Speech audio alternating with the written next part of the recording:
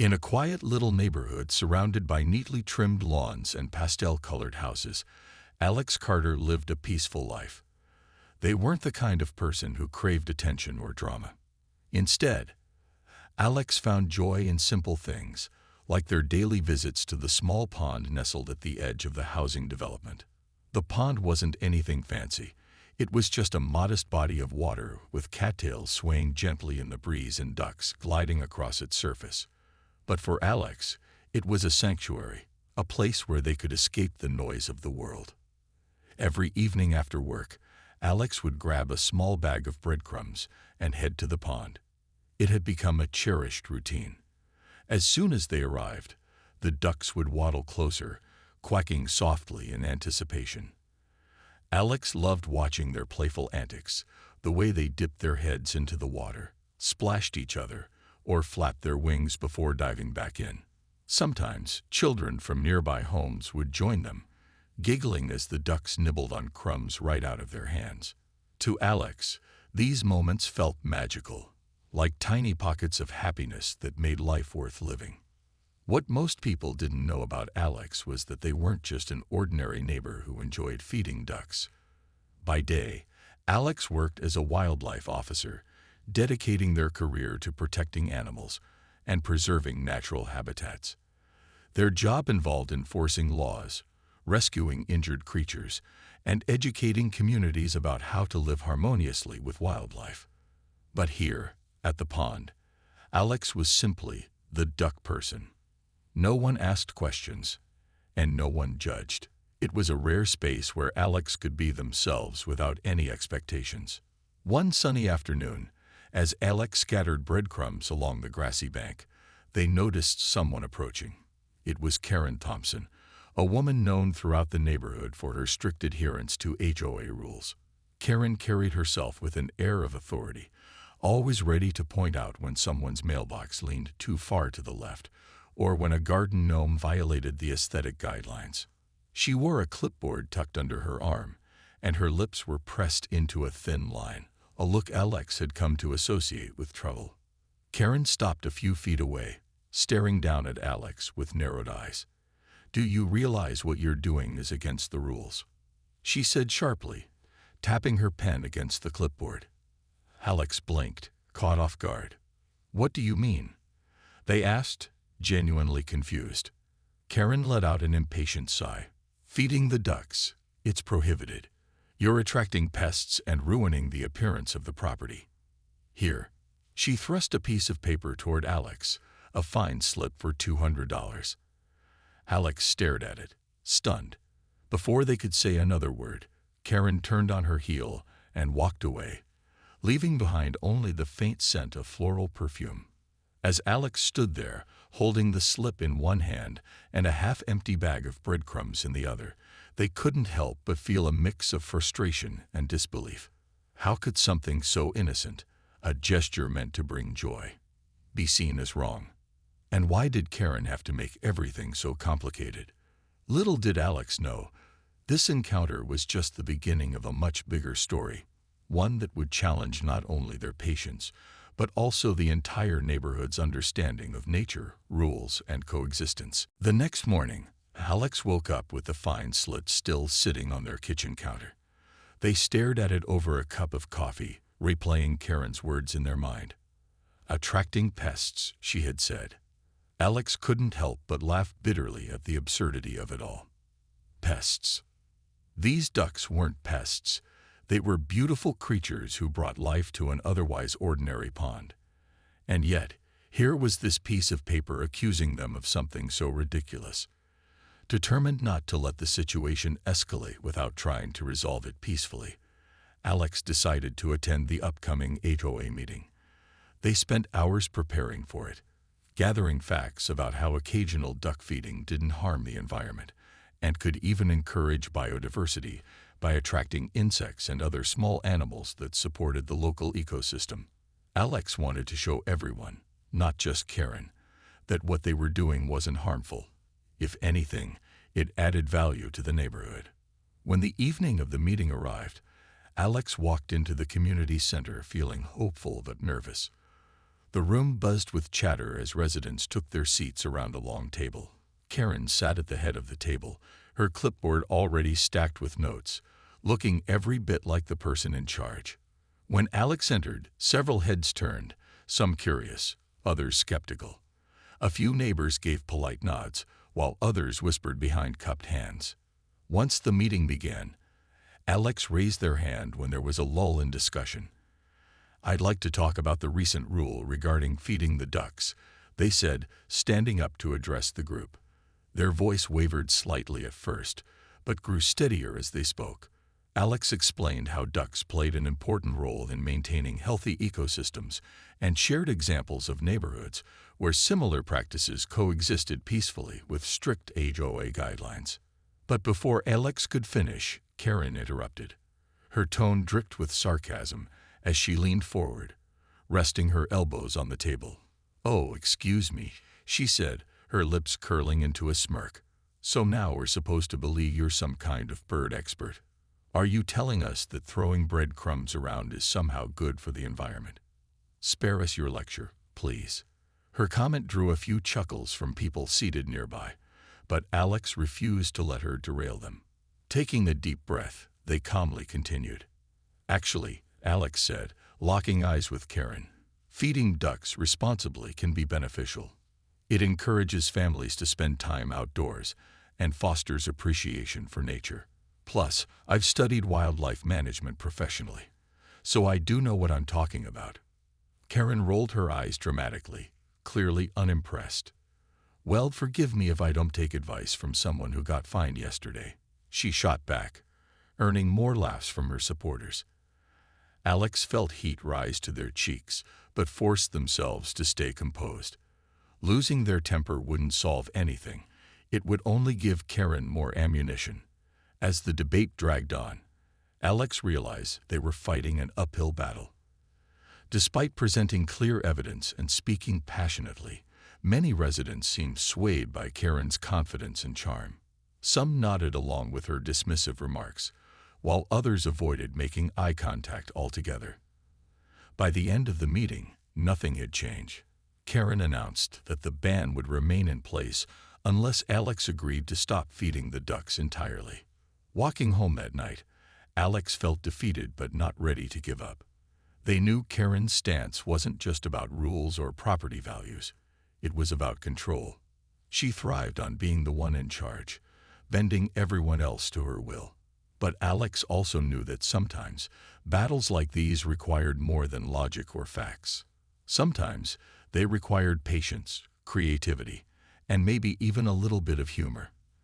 As they passed the pond on their way home, the ducks quacked softly, as if sensing Alex's frustration.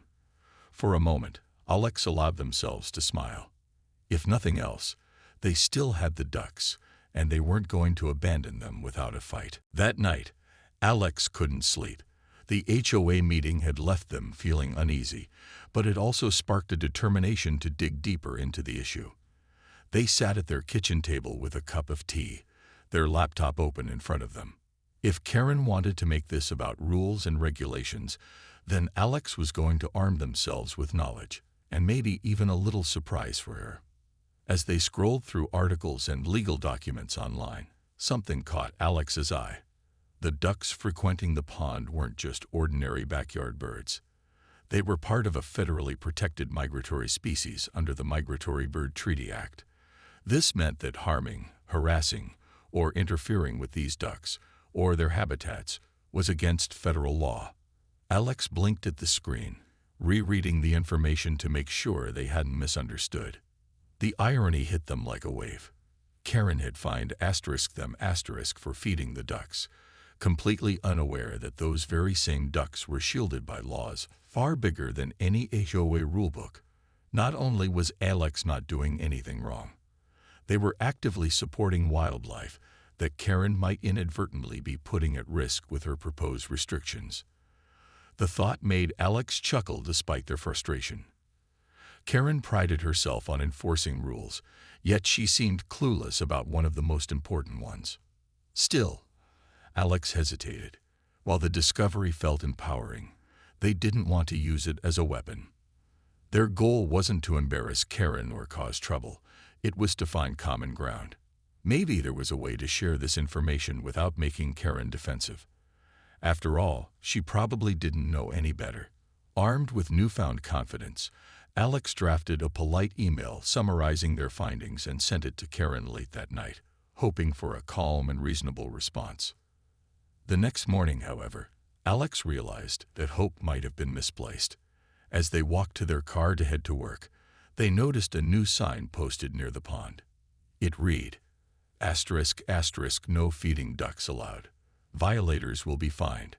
***, beneath the bold text was the HOA logo, along with Karen's signature scrawled neatly at the bottom. Alex stared at the sign in disbelief. Clearly, Karen hadn't taken their email seriously, or perhaps she hadn't even read it.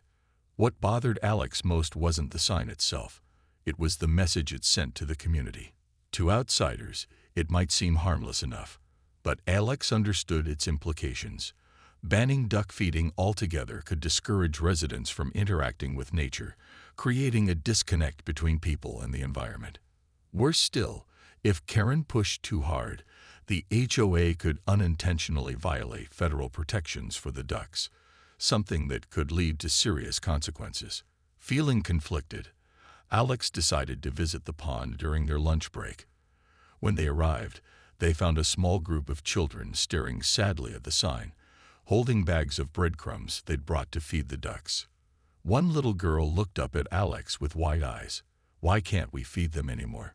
she asked innocently. Alex knelt down, offering a reassuring smile. "Sometimes grown-ups make rules without understanding everything," they said gently. "But don't worry, we'll figure out how to help the ducks." Later that evening, as Alex sat by the pond watching the sun dip below the horizon, they reflected on the situation. Karen's stubbornness was frustrating, but Alex refused to let it overshadow the joy the ducks brought to so many people. There had to be a way to bridge the gap between the HOA's concerns and the needs of both the community and the wildlife. Perhaps it was time to take a different approach, one that combined education, compromise, and a dash of creativity. For now, though, Alex stayed quiet, letting the ducks glide peacefully across the water, their soft quacks filling the air like music. Karen wasn't the type to back down from a fight, especially when she believed she was in the right. The more Alex tried to reason with her, the more entrenched she became in her position. When Alex approached her privately a few days later to explain the ducks' federally protected status, Karen dismissed them with a wave of her hand. "Oh, please," she scoffed, rolling her eyes dramatically. "You think throwing around big words like protected species is going to scare me? Spare me the lecture, Alex." Her dismissive attitude only fueled Alex's frustration, but they bit their tongue, knowing that arguing wouldn't solve anything. Unfortunately, Karen wasn't content to let the matter rest. At the next HOA meeting, she announced bold plans to install additional signs banning all activity near the pond, not just feeding the ducks, but also fishing, picnicking, or even sitting on the grassy bank. Her reasoning: "If we don't draw a hard line, this whole area will turn into a free-for-all. People will bring their dogs, leave trash everywhere, and ruin our neighborhood's beauty." The announcement sent shockwaves through the community. Some residents applauded Karen's strict approach, worried about potential fines if federal authorities ever investigated the pond for violations. Others were outraged, claiming her actions went too far. A heated debate erupted during the meeting, with neighbors shouting over one another as tempers flared. One man stood up, his face red with anger. "This isn't about protecting property values anymore. It's about control. You're turning this place into a police state." Alex watched silently from the sidelines, feeling torn. On one hand, they understood why some people supported Karen's efforts to maintain order. But on the other hand, they saw how her rigid rules threatened to destroy something precious: the connection between the community and nature. The pond wasn't just a body of water. It was a gathering spot, a source of joy, and a reminder of the simple pleasures in life. As tensions mounted, sides began to form. A group of homeowners rallied behind Karen, praising her for standing firm against what they saw as reckless behavior. Meanwhile, others aligned themselves with Alex, organizing informal protests against the proposed restrictions. They started a petition calling for a compromise, arguing that responsible interaction with the ducks could coexist with HOA guidelines. Even a few kids joined the cause, drawing pictures of ducks and posting them around the neighborhood with messages like, "Save our ducks," and "Nature belongs to everyone." Despite the growing opposition, Karen remained unmoved. She doubled down on her stance, accusing Alex and their supporters of trying to undermine the HOA's authority. "If you cared about this neighborhood, you'd follow the rules instead of stirring up trouble," she snapped during one particularly tense exchange. Her words stung, but Alex refused to take the bait. They knew that escalating the conflict would only make things worse. What made matters worse was how quickly the dispute spread beyond the meetings. Neighbors who had once been friendly now avoided each other, exchanging cold stares or hushed whispers whenever they crossed paths. The once peaceful pond became a battleground, its serene surface reflecting the turmoil brewing above it. Children stopped visiting, afraid of getting caught in the crossfire, and the ducks seemed to sense the tension, staying farther away from the shore than usual. For Alex, the situation felt surreal. What had started as a minor disagreement over feeding ducks had spiraled into a full-blown feud, dividing the very community they had hoped to unite. Yet, amid the chaos, Alex found a glimmer of hope. More and more residents were starting to ask questions about the ducks, about the laws protecting them, and about how they could work together to preserve the pond's natural charm. It was a slow process, but change often began with curiosity. As Alex walked home from another contentious meeting, they paused by the pond to watch the ducks drift lazily across the water. Despite everything, the sight still brought them peace. Maybe Karen's stubbornness would eventually give way to reason. Maybe the neighborhood would come to see the value of coexisting with nature rather than shutting it out.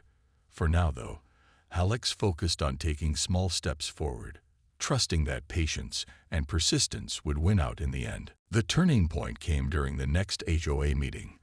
Though Alex didn't walk in expecting much, they had spent hours preparing, printing out official documents, gathering photos of the ducks, and even jotting down talking points to ensure they stayed calm and focused. But as they entered the room, the tension was palpable. People sat stiffly in their chairs, some whispering nervously, while others avoided eye contact altogether. Karen, predictably, sat at the head of the table, her clipboard ready and her expression unreadable. When it was Alex's turn to speak, they stood up slowly, taking a deep breath before addressing the group. "I know this issue has caused a lot of division," they began, their voice steady but warm. "But I want to share something important, not just for me, but for all of us." With that, Alex laid out copies of the federal laws protecting migratory birds, complete with highlighted sections explaining the penalties for interfering with them. "As you can see," Alex continued, holding up one of the documents, "these ducks aren't just neighborhood visitors. They're part of a federally protected species.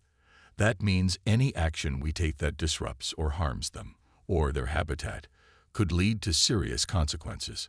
Fines, legal trouble, maybe even criminal charges." The room fell silent as people flipped through the papers, their eyes widening at the implications. Karen shifted uncomfortably in her seat, clearly unprepared for this revelation. When she finally spoke, her usual confidence wavered. "Well, if that's true, then maybe *U* should stop feeding them," she said sharply, trying to regain control. "After all, isn't attracting them here in the first place what's causing the problem?" Alex nodded thoughtfully, acknowledging her concern. "That's a fair question," they replied. "But let me clarify. Feeding ducks responsibly doesn't harm them. In fact, it encourages people to appreciate wildlife and fosters a sense of connection to nature. What does harm them is removing access to safe spaces like this pond, or scaring them away entirely." To drive the point home, Alex shared stories from their work as a wildlife officer, describing how human intervention could sometimes benefit animals when done thoughtfully. They showed pictures of other neighborhoods where residents coexisted peacefully with local wildlife, emphasizing that harmony was possible with education and cooperation. By the time they finished speaking, several neighbors were nodding along, murmuring quietly among themselves. Karen, however, wasn't ready to concede. She crossed her arms tightly over her chest, glaring at Alex. "Even if what you're saying is true," she said, her tone dripping with skepticism, "how do we know everyone will follow the rules? Someone might overfeed them or bring harmful food. Then what?" It was a valid concern, and Alex recognized it as an opportunity to propose a solution. "What if we organize workshops?" they suggested, leaning forward slightly to engage the room. "I'd be happy to teach everyone about responsible duck feeding, what foods are safe, how much to give, and why moderation matters. We could also set up guidelines to make sure the pond stays clean and welcoming for both people and wildlife." The idea seemed to resonate with many in the room. One older woman raised her hand tentatively. "I think that sounds reasonable," she said softly. "My grandkids love visiting the ducks, and it would be nice if we could keep doing that without worrying about breaking rules." Others chimed in, agreeing that compromise might be better than outright bans. For the first time, Karen looked unsure of herself. Her grip on the clipboard loosened, and she glanced around the room, realizing she no longer had the majority on her side. Reluctantly, she agreed to put the new restrictions on hold, but only under one condition. "Fine," she said tersely, "but you have to promise to stop feeding the ducks yourself. If anyone should set an example, it's you." Alex hesitated, knowing this was a test of their resolve. But instead of arguing further, they offered a small smile. "Fair enough," they said diplomatically. "Let's focus on educating everyone first. Once we've built trust and understanding, we'll revisit the issue together." As the meeting adjourned, Alex felt a mix of relief and cautious optimism. While Karen's pride wouldn't let her admit defeat, the tide was shifting. For the first time in weeks, there was hope that the pond and the community could find balance. And as Alex walked home that night, they couldn't help but notice the ducks swimming peacefully under the moonlight, oblivious to the drama unfolding around them. The workshops Alex proposed quickly became the talk of the neighborhood. At first, skepticism lingered. Some residents doubted whether anyone would show up or take the lessons seriously. But Alex poured their heart into organizing the sessions, determined to make them engaging and informative.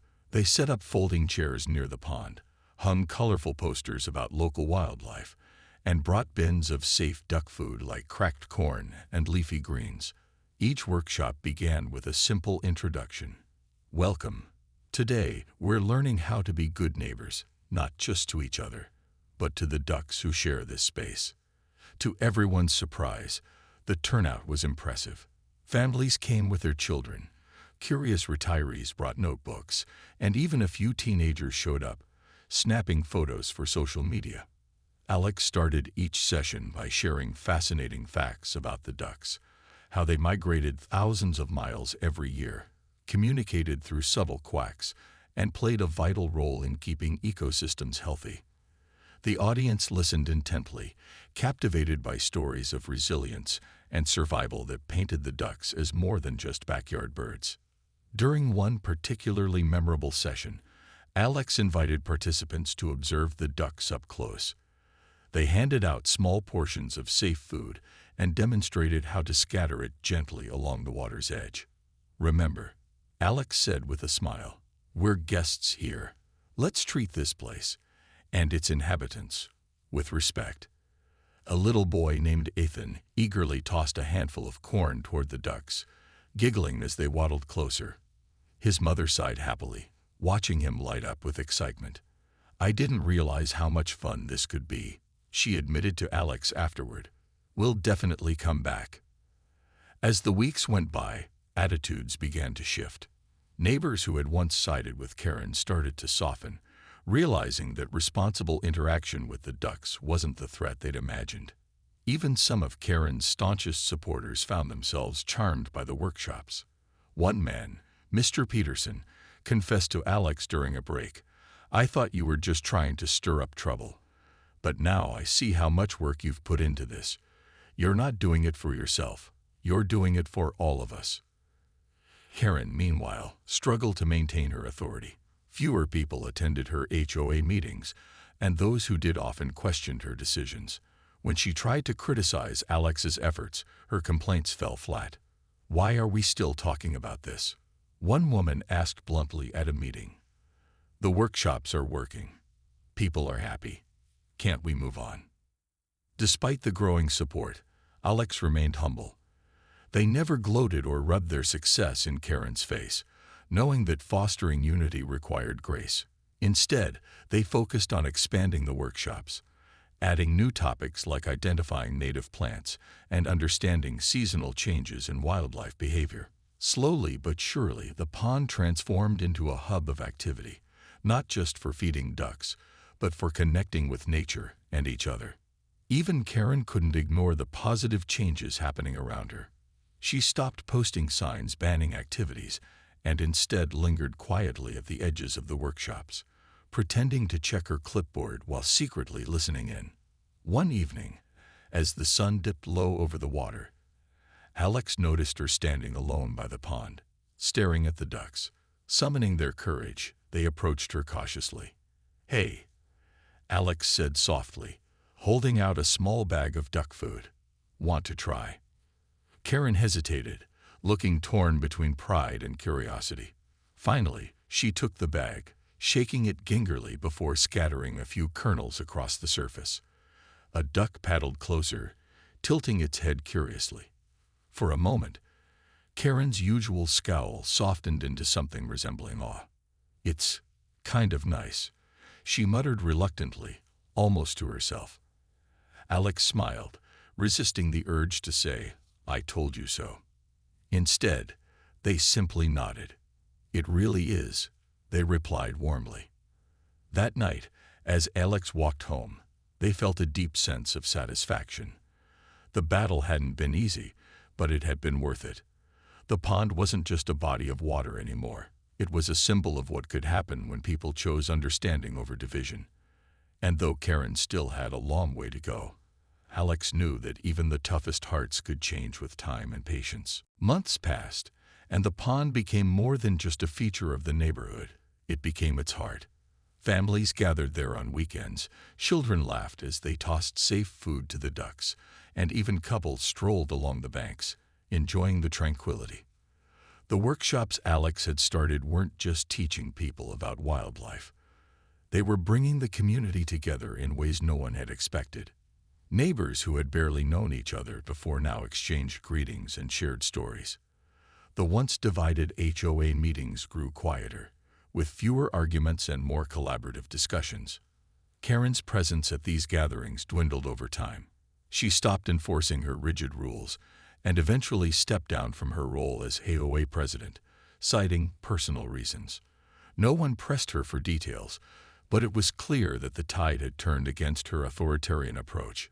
Some speculated she felt embarrassed after realizing how wrong she'd been about the ducks, while others thought she simply didn't have the energy to fight anymore. Whatever the reason, Karen kept to herself, occasionally spotted walking her dog or tending to her garden, but rarely involving herself in neighborhood affairs. For Alex, life settled into a peaceful rhythm. The fine slip Karen had handed them months ago remained tucked away in a drawer, a reminder of how far things had come. They continued leading workshops, though less frequently now, since many residents had taken it upon themselves to educate newcomers about responsible duck feeding and pond etiquette. Ethan, the little boy who had giggled while feeding the ducks during the first workshop, often visited with his family, proudly showing off what he'd learned. "This is cracked corn," he'd announce to anyone nearby. "It's better for them than bread." The transformation extended beyond the pond itself. Residents began taking pride in maintaining the area, planting native flowers around the edges and organizing regular cleanup days. The HOA, under new leadership, adopted policies that balanced aesthetic concerns with environmental responsibility. Signs near the pond no longer read "No feeding allowed," but instead offered tips like "Feed sparingly," "Ducks know when to stop," and "Enjoy nature responsibly." Alex reflected on everything that had happened while watching the sunset one evening. The ducks glided lazily across the water, their reflections shimmering in the golden light. What started as a simple act of kindness, feeding ducks, had sparked a chain reaction, challenging perceptions and uniting people. It reminded Alex of why they loved their job as a wildlife officer. Protecting nature wasn't just about enforcing laws. It was about fostering connections between humans and the world around them. As they packed up their things to head home, a neighbor approached, a woman named Lisa who had initially supported Karen's strict rules. "Hey, Alex," she said, smiling shyly. "I just wanted to say thanks. You really changed things around here, for the better." Alex nodded, touched by the sincerity in her voice. "We all did it together," they replied. "It takes a village, right?" That night, as Alex sat on their porch sipping tea, they couldn't help but smile. The journey hadn't been easy, but every challenge had been worth it. The pond was proof that small actions could create big changes, not just for wildlife, but for communities too. And though Alex knew there would always be obstacles to overcome, they felt hopeful. After all, if a group of ducks could bring an entire neighborhood together, anything seemed possible.